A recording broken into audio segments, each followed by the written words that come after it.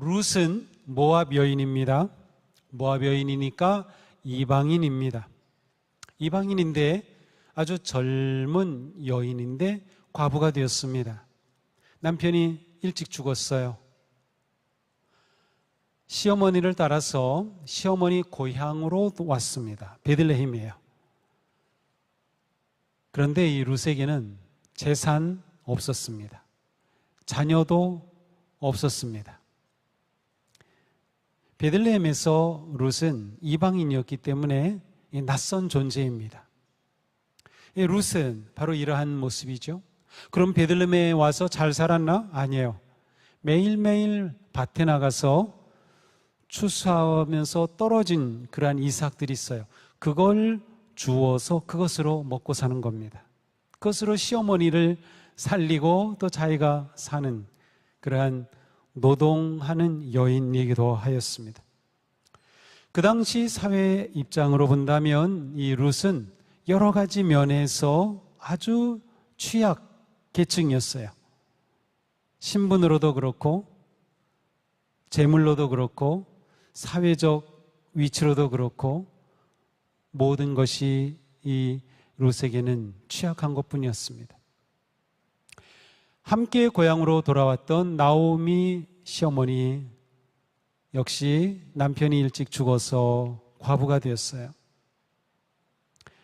나이가 들었지만 자식이 없습니다.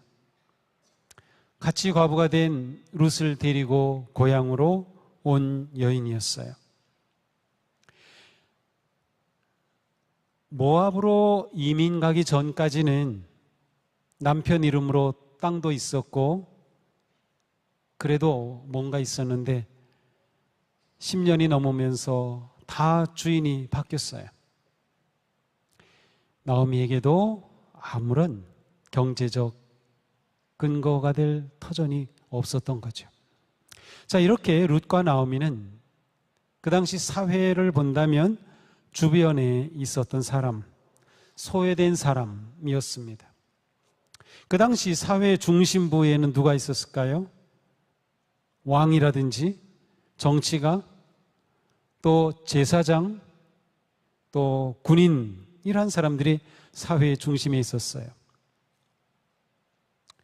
룻의 이야기는 사회 주변부에 소외된 곳에 있었던 이 두 여인, 그리고 나중에 등장하는 보아스라고 하는 사람은 주변부는 아니었지만 그래도 땅에 있는 지주이기도 했고 그 마을에서 그래도 인정받는 그러한 유지이기도 했던 사람이에요.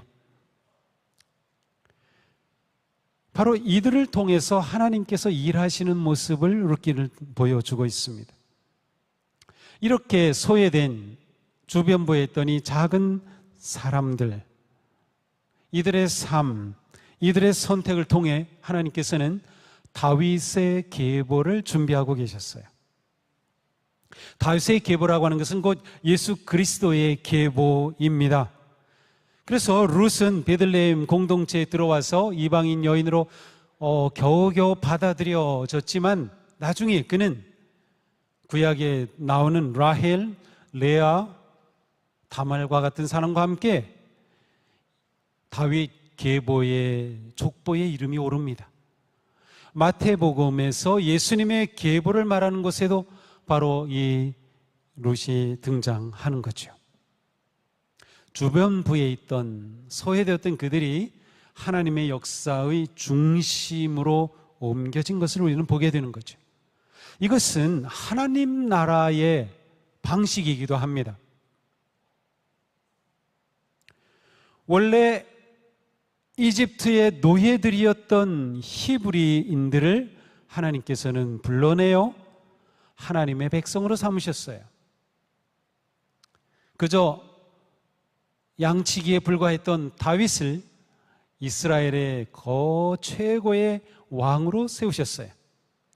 갈릴리의 어부들을 사도로 보내시는 거예요. 하나님이 하시는 모습이 바로 이처럼 나타나죠.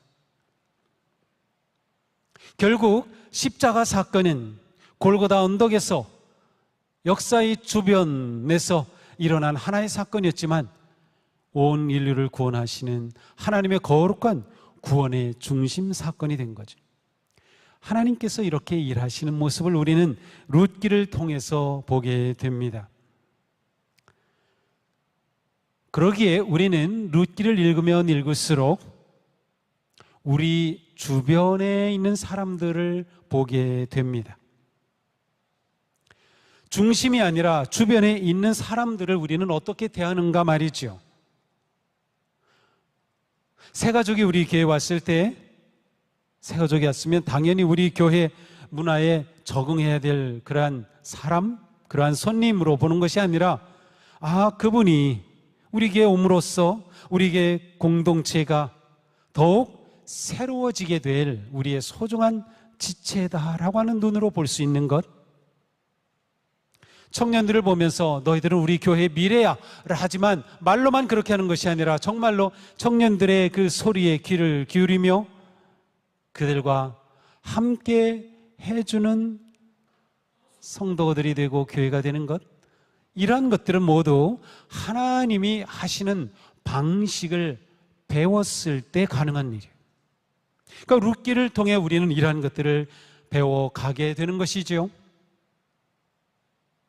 장애인과 이주민과 경제적 약자들이 우리 교회에서 주변부에 물려나 있는 것이 아니라 중심부에서 함께 믿음의 길을 걷는 것, 너무나도 중요한 것이에요. 우리는 이들을 포용하고 품어야 합니다. 룻기를 보면 그렇게 되는 거예요.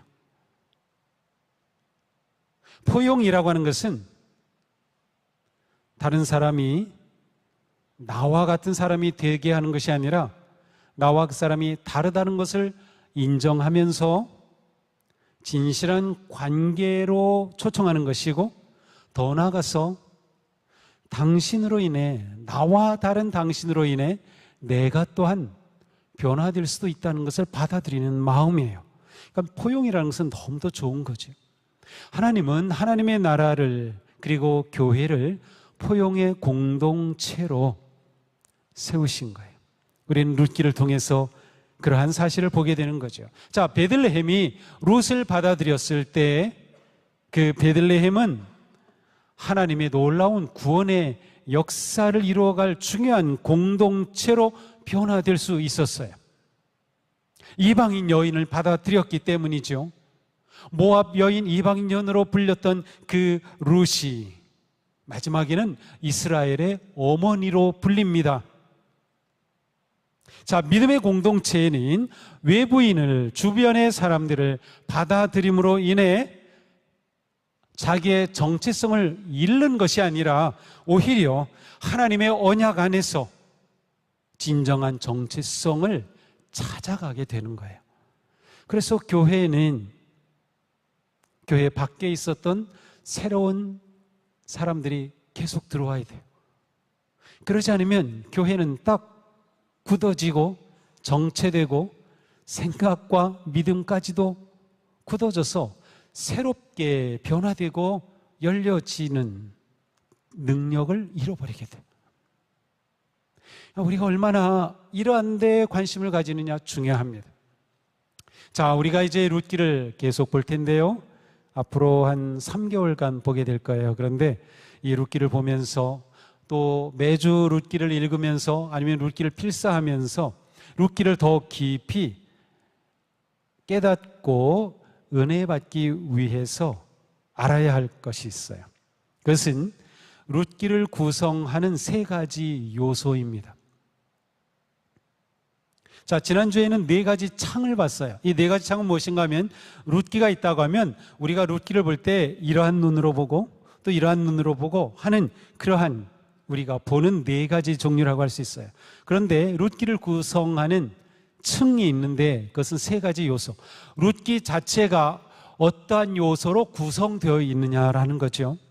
이 구성 요소를 전체적으로 통합적으로 균형 있게 4개의 창을 통해 보지 못하면 우리는 룻기에서 얻을 수 있는 그 놀라운 진리와 은혜를 많이 놓치게 돼요. 그래서 우리는 이 세 요소를 아는 게 굉장히 중요합니다. 그래서 이 세 요소를 아시고 이제 룻기를 읽을 때 한번 계속 떠올려 보세요. 아, 이러한 층으로 이러한 것들을 보면 내게 예전에는 몰랐던 것이 새로 보이고요, 지난주에는 보지 못했던 것을 이번 주에는 또 볼 거고요, 다음 주에는 또 새로운 것들이 보일 겁니다. 이게 성경을 읽고 묵상할 때 느끼는 즐거움이에요. 우리가 성경을 다 안다는 것 불가능해요. 새롭게 알아가는 거죠. 그래서 세 가지 요소를 보는 겁니다. 첫 번째 요소는 역사적 요소입니다. 룻기에는 실제로 굶주리고 실제로 이주하고 사별하고 노동하고 위험을 감수한 사람들의 이야기입니다. 그런데 우리가 나오미의 상실과 이 룻의 고난을 쉽게 그냥 영적인 의미로만 본다면 우리는 그들이 실제로 겪은 눈물과 이 고대 사회에서 과부가 처했던 그 다양한 위기와 아픔을 놓치게 되는 거예요. 보통 룻을 교회의 상징으로 해석합니다. 그런데 그것으로만 본다고 하면, 역사적으로 보지 못한다고 하면 우리는 이 룻이 젊은 이주 여성으로서 그가 경험한 불안과 차별과 노동의 그 고통을 이해하지 못하는 겁니다. 보아스를 보통 그리스도를 예표한다고 해석을 해요. 그러나 우리가 역사적으로 보지 못한다고 하면 보아스가 그 시대의 그 지역의 지주이면서 고용주고 그 성읍의 유력자로서 자신의 힘과 재물과 영향력을 어떻게 사용했는지 충분히 보지 못하는 거예요. 그래서 역사적 요소를 우리가 생각하며 보는 것이 굉장히 중요합니다. 룻기는 소설이 아니다, 역사다. 하나님은 단지 인간의 영혼만을 구원하시는 것이 아니에요. 하나님 우리의 영혼에만 관심이 있으실까요? 아니요, 우리의 몸에도 관심이 있어요. 우리가 먹는 것에도 관심이 있으시고요, 우리가 만나는 사람들에도 관심이 있으셔요. 그리고 우리가 살아가는 이 세상의 환경과 생태계에도 관심이 있으셔요. 우리가 신앙생활할 때에 영적으로만 하면 좋을 것 같죠. 그런데 신앙생활은 영으로만 하는 것이 아니에요. 우리의 몸으로 하는 거예요. 우리의 삶으로 하는 거예요. 우리는 역사적 순간을 지금 살아가고 있는 거고요, 룻기는 역사적 사건을 기록하고 있는 걸 우리는 봐야 되는 거죠. 이렇게 할 때 우리는 룻기를 통해서 현재 살아가는 우리에게 주시는 그러한 놀라운 의미를 더 깊이 깨달을 수 있게 됩니다. 룻기는 이주민의 이야기입니다. 생존을 위해 국경을 넘었다 또다시 돌아오는 그러한 이야기. 룻기는 돌봄의 책입니다. 시어머니와 며느리가 서로의 존재를 돌보는 그러한 이야기. 룻기는 노동의 책입니다. 가난한 여인이 온종일 허리를 굽혀 이삭을 주어야 했고, 또 고용주가 그렇게 노동하는 여인을 안전을 보호해주고 넉넉하게 공급해주는 그러한 이야기. 또한 룻기는 젠더와 권력의 책입니다. 한 젊은 여성이 한밤중 타작마당에서 겪을 수 있는 위협이 있었어요. 또한 한 힘 있는 남성이 그 상황에서 어떻게 책임적으로 행동해야 하는가를 보여주고 있어요. 룻기는 법과 정의의 책이기도 합니다. 사랑은 단순한 감정이 아니라 보아스처럼 성문에서 공개적으로 법에 따라서 책임을 지는 결단이기도 합니다. 룻기는 또 한편 노년의 책이기도 합니다. 나오미의 삶은 나이가 들어서 더 이상 생산성이 없었고 자녀도 없었고 재산도 없었어요. 하지만 생산성과 재산으로 사람들을 판단하고 가치를 매기는 그러한 사회에 질문을 던지고 있습니다. 역사적 배경 속에서 이러한 다양한 요소들이 얽혀 이 룻기를 구성하고 있어요. 이러한 요소를 우리가 간과하면 안 됩니다. 한국 사회에는 룻기에 나오는 인물들과 닮은 사람들이 너무나도 많습니다. 고향을 떠나 수도권의 쪽방에서 살아가는 청년들, 가족을 부양하기 위해 한국에 와서 돌봄과 노동을 해야 하는 이주 노동자들, 배우자를 잃고 관계와 소득까지 잃어버린 그러한 어떠한 노인들, 자녀의 미래를 위해 자신의 노후 자원을 다 소진해버린 부모 세대, 불안정한 노동 속에서 하루의 생계를 이어가야 하는 사람들, 여러 상황 속에서 여전히 자신의 이름이 아니라 출신의 지역이나 혼인 상태나 경제적 조건으로 사람들을 부르는 그러한 사회, 이 속에서 룻기는 우리에게 이 현실을 바르게, 새롭게, 그리고 진정한 믿음의 눈으로 보게 합니다. 그래서 우리는 역사적 요소를 놓치면 안 되는 거죠. 두 번째 룻기를 구성하는 요소는 구속사적 요소입니다. 이것은 하나님의 구원의 언약의 요소라고 할 수 있어요. 룻기는 한 가족의 위기로 시작하지만 이 한 가족의 위기가 어디로 이어집니까? 다윗의 족보로 이어지면서 이스라엘의 왕의 계보를 만들게 됩니다. 따라서 이 이야기는 한 가족의 이야기로 끝나지 않습니다.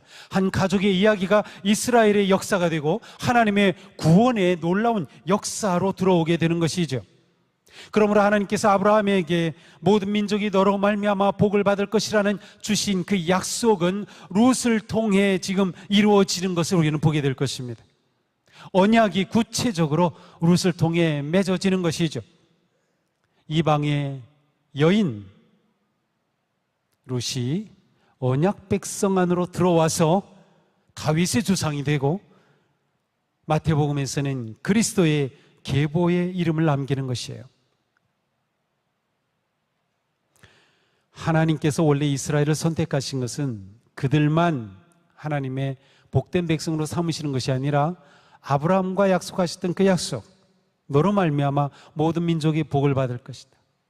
이스라엘 백성을 택하여서 모든 나라가 하나님의 은혜와 복을 받는 나라가 되기를 원하셨던 것이죠. 이스라엘은 실패했어요.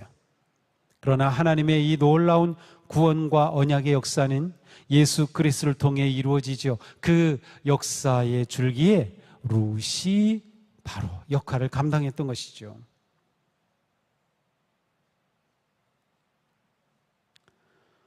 모세 율법에는 이삭 줍는 것에 관한 법들이 있고요.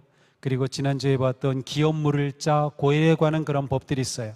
자, 그런데 이러한 법들은 궁극적으로 무엇인가요? 그것은 하나님께서 세우신 언약 공동체를 지키고 보호할 질서였던 거예요. 언약에 놀라운 하나님의 계획이 흐르고 있는 것이죠. 추수를 할 때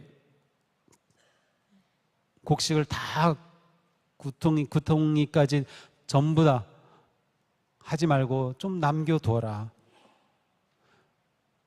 지주가 볼 때는 손해죠. 그거 다 한 알도 남기지 않고 추수해야 되는데 그렇게 남겨두니 말이죠. 율법이 그렇게 정했거든요. 왜? 하나님의 언약 백성의 생존권을 위해 그렇게 마련하신 거룩한 여백인 겁니다. 이것이 율법이었어요. 그리고 바로 보아스는 이러한 율법을 따라서 언약 백성으로서 그 책임을 룻과 시어머니 나오미에게 행하는 거죠. 그러니까 이 룻기를 통해서 하나님의 언약이 깊이 흐르고 있음을 보게 돼요. 그리고 궁극적으로는 예수 그리스도 안에서 완성이 되는 것이죠. 이러한 구속사적인 요소는 우리로 하여금 우리의 일상을 새롭게 보게 합니다. 왜냐하면 룻과 보아스가 우리 다윗 왕조를 만듭시다 그리고 자녀를 낳은 게 아니에요. 룻은 하루하루 나오미가 굶지 않도록 이삭을 주었어요. 보아스는 눈앞에 있는 이방인 과부가 그래도 안전하게 일할 수 있도록 다른 남자들을 다 단돌이 시켰고, 그리고 오히려 더 곡식을 좀 다 떨고 놓으라고 얘기를 해줘요. 그렇게 돌봐주고 있죠. 이러한 일상 속에서 일어난 일들이 두고 보니 하나님께서 이렇게 놀라운 역사를 이루어 가시는구나 라는 것을 결론적으로 보게 되는 거예요. 그래서 우리의 일상의 삶이 소중하다는 것을 깨닫게 되는 거죠. 하나님은 우리의 작은 충성과 순종의 삶을 하나님의 놀라운 구원의 역사와 연결해 가십니다. 그래서 우리가 만나는 그 사람, 너무나도 소중한 사람인 거예요. 하찮은 사람은 없어요. 내가 하는 일 결코 하찮지 않아요. 내가 얼마 버느냐로 일의 가치를 평가할 수 없어요. 세상과 다른 눈으로 봐야 돼요. 왜냐하면 내가 하는 그 일을 통해, 내가 만나는 누군가를 통해 하나님께서는 이 놀라운 구원의 역사를 이루어 가시기 때문이죠. 세 번째 요소는 영적인 요소 아니면 영성적, 사회적 요소입니다. 자, 룻기의 영성은 현실을 외면하는 것이 아닙니다. 현실을 떠나는 것이 아닙니다. 룻기를 읽다 보면 이 안에는 탄식과 노동과 땀과 다양한 고통들이 나와요. 그리고 보아스가 어떻게 재물을 사용하는지, 성문에서 어떻게 법적 절차를 따라서 그렇게 법을 잘 지키면서 일을 풀어가는지, 이런 모든 것들이 그대로 드러나 있어요. 바로 이러한 것들을 통해서 룻기의 영성이 형성이 되고 있습니다. 사랑은 마음의 선함에서 머물지 않고 일터의 규칙과 자원의 분배와 공동체의 어떠한 제도와 법을 통해 나타나는 것이. 우리 감리교회 창시자인 존 웨슬리는 은혜를 굉장히 깊이 있게 봤어요. 은혜는 단지 우리의 내면을 변화시키는 것으로만 끝나지 않는다고 봤어요. 우리가 은혜 받은 하나님의 자녀가 된다는 것, 우리가 예수 그리스도의 은혜로 구원받은 자가 된다는 것은 그것으로 끝난 것이 아니라 돈을 어떻게 사용하느냐와 밀접히 연관되고요, 노동자를 어떻게 대우하느냐와 밀접히 연관되고요, 가난한 자들을 어떻게 대하느냐와 밀접히 연관이 되고요, 사람의 건강을 어떻게 지키느냐와 밀접히 연관이 된다고 봤어요. 웨슬리가 남긴 책 중에 가장 많이 팔리고 가장 많은 인쇄를 받은 책이 의학서적입니다. 아니, 어떻게 웨슬리가 의학서적을 했어요? 설교자가 아니에요.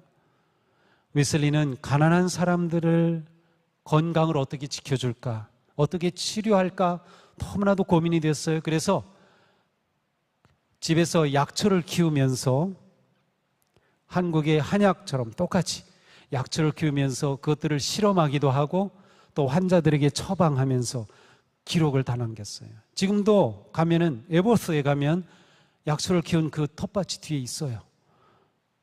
그리고 그 교회 여선교회 회원들이 거기서 따낸 그 채소 가지고 거기 사람들 오면 점심 대접해주고 그래요. 놀랍지 않아요? 이것이 자랑스러운 웨슬리의 은혜에 대한 이해입니다. 룻기에 바로 그런 것이 나타나고 있어요. 보아스의 밭은 단순한 밭이 아니라 사회적인 성결함이 이루어지는 곳이었어요. 예배할 때만 경건한 것이 아니라 삶의 자리가 경건한 것이죠. 종들을 대하는 방식에 있어서, 외국인 이주 노동자를 보호하는 방식에 있어서, 자기 곡식을 나누는 방식에 있어서 하나님의 언약 백성으로서의 가치를 드러내는 것이죠. 그러므로 룻기는 우리에게 이렇게 묻는 것과 같아요. 당신의 일상은 하나님의 은혜를 어떻게 드러내고 있습니까? 우리가 하루하루 살아가면서 우리의 일상이 하나님의 은혜를 어떻게 드러내고 있나요? 룻기는 우리에게 깊이 있는 질문을 던집니다. 영적인 요소로 볼 때 나오미의 탄식도 중요합니다. 그는 자신을 나중에 보면 이제 베들레헴으로 돌아가서 너 나오미 아니야? 나오미 아니야? 막 알아보니까 아니야, 나 나오미라고 부르지 마. 나는 마라야. 나는 쓴 인생이야. 나는 쓰디 쓴 인생이야 라고 말을 하죠. 우리는 일반적으로 생각할 때 믿음이 좋으면 항상 밝아야 하고 그냥 무조건 감사해야 하고 모든 일에 그냥 긍정적이어야 한다고 생각을 해요. 그런데 꼭 그렇지 않아요. 룻기를 읽으면서 왜 이러한 것들을 다 기록했을까? 그냥 앞부분에서 짧게 고통받는 거 기록하고 뒤에 그냥 멋진 결론을 빨리 보여주면 좋을 텐데 라는 생각이 들죠.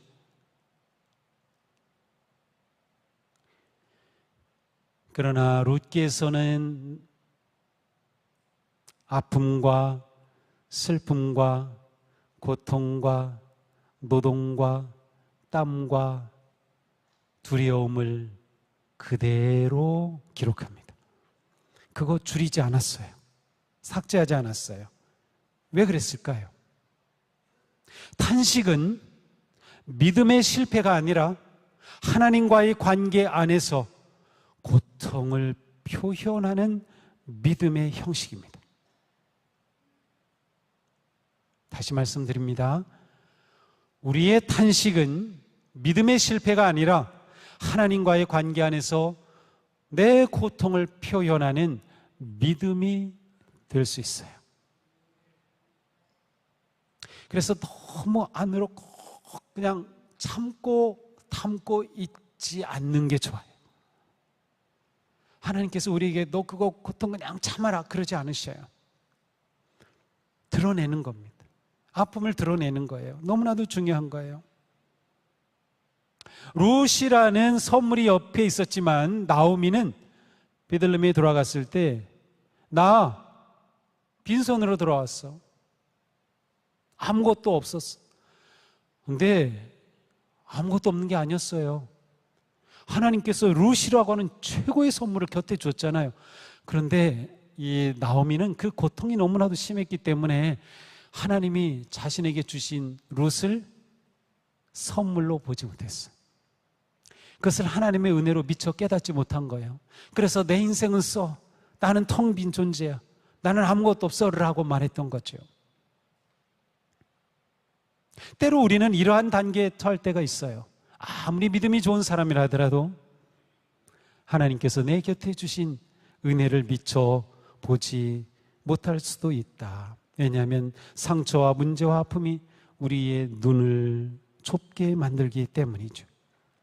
그러니까 우리는 룻기를 읽으면서 우리의 좁아진 시야를 넓히는 겁니다. 우리는 내게 주신 하나님의 은혜, 내 곁에 두신 그 놀라운 선물을 새롭게 깨닫게 될 겁니다.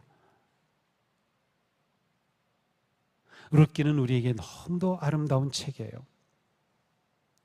룻기의 영성의 핵심은 엄청나고 큰 일을 한 번에 막 딱 이렇게 일으키는 것이 아닙니다. 일상 속에서 하루하루 노동 현장에서 가정에서 하루를 순종하며 성실하게 책임 있는 율법을 따라 순종하는 그런 삶으로 살아가면서 맺어가는 열매가 바로 룻기가 보여주는 영성의 핵심입니다. 그러니까 룻기는 우리에게 우리의 일상과 우리의 작은 순종과 책임 있는 행동이 얼마나 중요한지를 보여주는 거죠. 자, 이 세 가지 요소가 함께 있어야 됩니다. 역사적 요소, 구속사적 요소, 영적인 요소가 함께 있을 때 우리는 룻기를 통해 충분한 은혜를 누리게 되는 거예요. 그래서 이번 주간 룻기를 읽을 때 또 룻기를 필사하고 또 묵상하면서 이 세 가지 요소를 한번 떠올려 보시면 좋을 것 같아요. 물론 제가 다음 주부터 하는 설교는 이 모든 요소와 네 가지 창으로 묵상하고 연구한 설교를 나누게 되겠지만 우리 자신이 룻기를 읽을 때에도 그렇게 도전해 보기를 기대하는 것이죠. 자, 룻기를 읽으면서 우리는 룻이나 보아스 같은 그러한 사람들을 보면서 야, 대단하다. 이것이 룻기의 초점이 아닙니다. 사실 우리에게 가장 중요한 것은 그 뒤에서 일하신 하나님입니다. 그것을 볼 때 내 인생 뒤에서도 일하시는 하나님을 우리가 볼 수 있고요, 우리 가정 뒤에서도 일하시는 하나님을 볼 수 있고요, 우리 교회 뒤에서도 일하시는 하나님을 볼 수 있게 돼요. 그 하나님을 우리가 생각할 수 있다면, 그 하나님을 우리가 신뢰할 수 있다면, 그 하나님을 우리가 바라볼 수 있다면 하루하루 살아가는 내 삶이 달라지고요, 내 가정이 달라지고요, 교회가 달라지는 겁니다.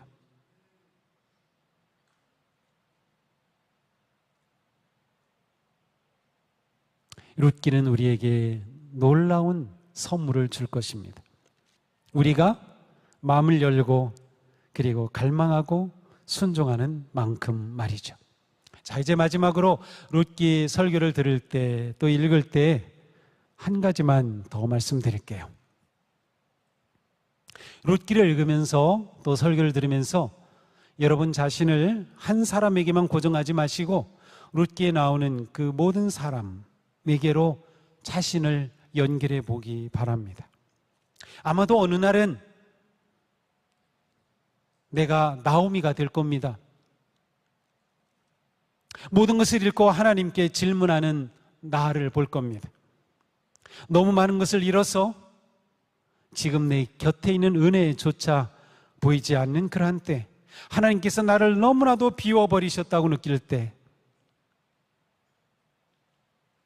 그때 나는 나오미로 말씀을 듣고 보게 될 거예요. 우리 교회에는 이러한 나오미들이 또 많이 있을 겁니다. 이러한 나오미들에게 우리는 어떻게 해야 할까요? 더 큰 믿음 가져야지.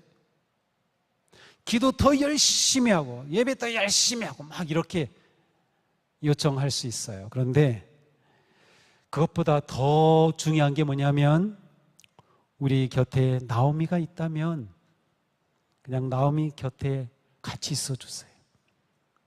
그리고 같이 손잡아 주세요. 그리고 그 아픔에 함께 울어주세요. 룻기가 우리에게 가르쳐 주는 겁니다.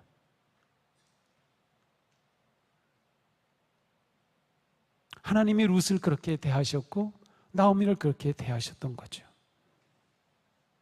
어떤 때는 내가 룻처럼 느껴질 수도 있을 겁니다. 누군가를 끝까지 붙잡아야 할 그러한 때가 있을 거고요, 앞날은 보이지 않지만 사랑 때문에 떠나야 할 상황, 믿음 때문에 포기해야 할 때 우리는 룻이 될 겁니다. 우리의 선택이 세상의 눈으로 볼 때는 비합리적이고 어리석어 보일 수도 있습니다. 그리고 그러한 말을 들을지도 모릅니다. 그러나 그때 우리는 룻입니다. 내가 하나님을 끝까지 신뢰하고 시어머니가 하나님을 내 하나님으로 삼아서 나는 끝까지 따르겠습니다, 순종하겠습니다 라고 살아간다면 우리의 그 일상의 한 걸음 한 걸음 결코 무의미한 허비가 아니게 될 거예요. 하나님께서 일하고 계시니까요. 어떤 때는 우리가 보아스일 때도 있을 겁니다. 내게 힘도 있고 자원도 있고 결정권도 있고 경험도 있고 할 때 내게는 그 힘과 재물과 결정권과 영향력을 어떻게 사용할까를 묻게 될 겁니다. 어떤 때는 이름 없이 나오는 아무개가 될 수도 있습니다. 손해가 두려워서 책임을 회피하고 있진 않나요? 이게 옳은 줄은 알지만 이렇게 하면 내가 힘들어질까 봐 미처 그 책임을 하지 못할 때 우리는 아무개인 겁니다. 우리가 룻기를 쭉 보면서 지금의 나에게, 지금의 우리에게 주시는 하나님의 구체적인 음성을 듣게 될 수 있기를 바랍니다. 그리고 분명히 들려주시리라고 믿습니다. 그래서 나중에 룻기, 그래 룻기 나 알지, 내가 그 말씀도 들었고 룻 나 잘 알아, 뭐 이런 식으로 끝내지 말고 우리가 룻기를 가지고 씨름하는 이 3달 동안 룻기 앞에서 울기도 하고 룻기 앞에서 붙들기도 하고 몸부림치기도 하고 회복되는 경험도 누리고 하나님과 씨름하기도 하고 내가 결단하며 책임도 지면서 정말 말씀으로 세워져 가는 우리의 삶이 될 수 있기를 축복합니다. 이러한 기대와 또 마음으로 다음 주, 그 다음 주 룻기를 기대하며 한 주간 또 그 다음 주간 계속해서 우리가 한번 이 룻기로 올해 가을을 아름답게 만들어갈 수 있게 되기를 축복합니다.